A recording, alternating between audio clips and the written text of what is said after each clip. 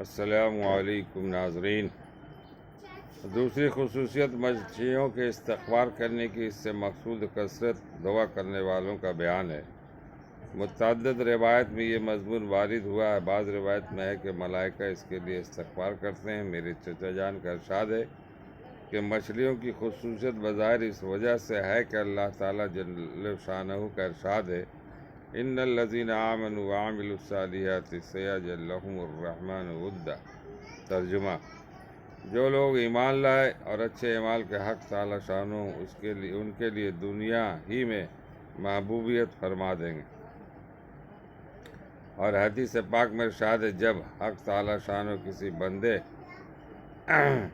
سے محبت فرماتے ہیں تو جبریل علیہ السلام ارشاد فرماتے کہ مجھے فلاں شخص پسند ہے، تم بھی اس سے محبت کرو۔ وہ خود محبت کرنے لگتے ہیں اور آسمان پر آواز دیتے کہ فلاں بندہ اللہ کا پسندیدہ ہے، تم سب اس سے محبت کرو۔ پس اس آسمان والے اس سے محبت کرتے ہیں اور پھر اس کے لیے زمین پر قبولیت رکھ دی جاتی ہے۔ اور عام قاعدہ کی بات ہے کہ جب ہر شخص کی محبت اس کے پاس رہنے والوں کو ہوتی ہے، لیکن اس کی محبت اتنی عام ہوتی ہے کہ آس پاس رہنے والوں ہی کو نہیں بلکہ دریا کے رہنے والے جانوروں کو بھی اس سے محبت ہوتی ہے کہ وہ بھی دعا کرتے ہیں اور گویا بر سے متجاوز ہو کر بحر تک محبوبیت کی انتہا ہے۔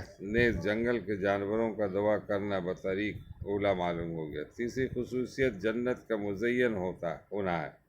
یہ بھی بہت سی روایت میں وارد ہوا ہے۔ بعض روایت میں آیا ہے کہ سال کے شروع ہی سے رمضان کے لیے جنت کو آراستہ کرنا شروع ہو جاتا ہے، اور قاعدہ کے بعد ہے کہ جس شخص کے آنے کا جس قدر اہتمام ہوتا ہے اتنا ہی پہلے سے اس کا انتظام کیا جاتا ہے۔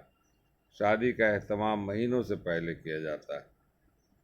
چوتھی خصوصیت سرکش شیاطین کا قید ہو جانا ہے کہ جس کی وجہ سے معاصی کا زور کم ہو جاتا ہے۔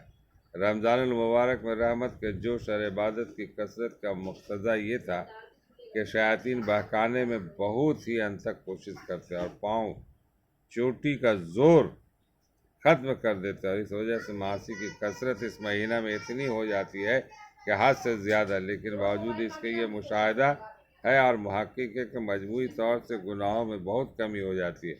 کتنے شرابی کبابی ایسے ہیں کہ رمضان میں خصوصیت سے نہیں پیتے، اور اسی طرح اور بھی گناہوں میں کھلی کمی ہو جاتی ہے، لیکن اس کے باوجود گناہ ہوتے ضرور ہیں، مگر ان کے سرزد ہونے سے اس حدیث پاک میں تو کوئی اشکال نہیں، اس لیے کہ اس کا مضمون ہی یہ ہے کہ سرکش شیاطین قید کر دیے جاتے ہیں، اور اس بنا پر اگر وہ گناہ غیر سرکشوں کا اثر ہو تو کچھ پھلجان نہیں ہے۔ البتہ دوسری روایت میں سرکش کی قید بغیر مطلقاً شیاطین کے مقید ہونے کا ارشاد بھی موجود ہے۔ بس اگر ان روایات سے بھی سرکش شیاطین کا ہی قید ہونا مراد ہے۔ بسا اوقات لفظ مطلق بولا جاتا ہے مگر دوسری جگہ سے اس کی قیودات معلوم ہو جاتی ہیں، تب بھی کوئی اشکال نہیں رہا۔ البتہ اگر ان روایات سے سب شیاطین کا محبوس ہونا مراد ہو تب بھی ان معاصی کے صادر ہونے سے کچھ خلجان نہ ہونا چاہیے۔ اس لیے اگرچہ معاصی عموماً شیطان کے اثر سے ہوتے ہیں، مگر سال بھر تک ان کے تلبس اور اختلاط اور زہریلے اثر کے جماع کی وجہ سے نفس کے ساتھ اس درجہ مانوس اور متاثر ہو جاتا ہے کہ تھوڑی بہت غیبت محسوس نہیں ہوتی۔